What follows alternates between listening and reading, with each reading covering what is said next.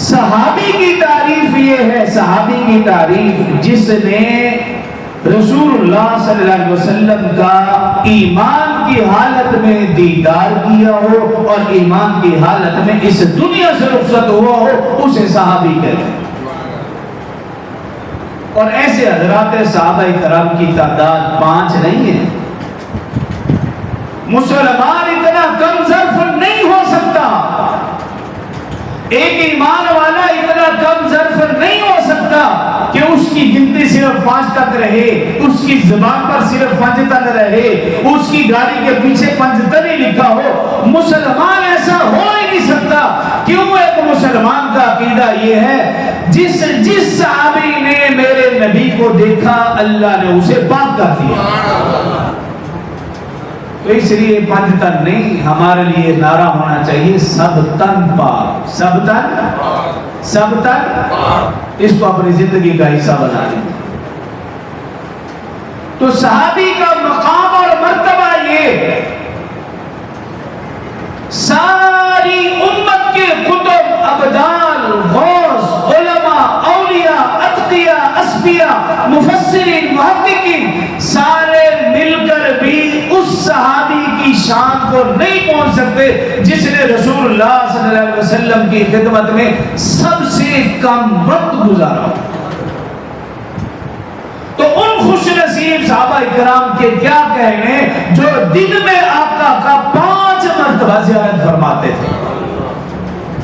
پھر ان صحابہ کرام کے کیا کہنے جو ہر وقت رسول اللہ صلی اللہ علیہ وسلم کی نظروں میں رہتے تھے۔ اگلے جملے پہ اس طرح کی سبحان اللہ نہیں چاہیے۔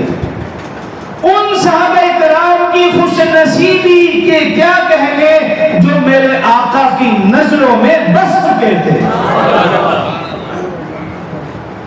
اور پھر ابو بکر و عمر رضی اللہ ان کی شان اپنی جگہ۔ ابو بکر و عمر کی شان دیکھیے، جب زندہ تھے تب بھی آقا کے ساتھ تھے، جب اس دنیا سے رخصت ہوئے تب بھی آقا کے ساتھ تھے۔ تو جس صحابی کی بات کی جائے وہ اپنی شان میں اعلیٰ ہے، بے مثل و بے مثال ہے۔ اور پھر یاد رکھیے ہمارا درود و سلام اس وقت تک قابل قبول نہیں ہے جب تک ہم رسول اللہ صلی اللہ علیہ وسلم کے ساتھ ابو بکر و عمر پر بھی درود و سلام نہ بھیجیں۔ اور پھر اس سے اگلی بات، جہاں پہ رسول اللہ صلی اللہ علیہ وسلم ابو بکر و عمر رضی اللہ عنہما آرام فرما ہیں، یہ حضرت عائشہ کا حجرہ ہے، اور جہاں کھڑے ہو کر درود و سلام پڑھا جاتا ہے وہ حضرت حفصہ رضی اللہ عنہ کا حجرہ ہے۔ درود و سلام وہ قبول ہوگا کہ حضرت حفصہ کے حجرے میں کھڑے ہوں گے اور حضرت عائشہ کے حجرے کی طرف رخ ہوگا اور پھر درود و سلام پڑھیں گے تو درود و سلام قبول ہوگا، وگرنہ درود و سلام قبول نہیں۔ تو جس طرح ابو بکر و عمر اعلیٰ ہیں، اسی طرح عائشہ اور حفصہ بھی اعلیٰ۔ اللہ پاک نے ابو بکر و عمر کو بھی نوازا، ابو بکر کی بیٹی عائشہ کو بھی نوازا، حضرت عمر کی بیٹی حفصہ کو بھی نوازا، کہ پوری دنیا کے علماء، اصفیاء، اتقیاء جب تک حضرت حفصہ کے حجرے میں کھڑے نہیں ہوں گے، حضرت عائشہ کے حجرے کی طرف رخ نہیں کریں گے، اللہ کسی بھی اللہ کے ولی کا بھی درود و سلام قبول نہیں کرتا۔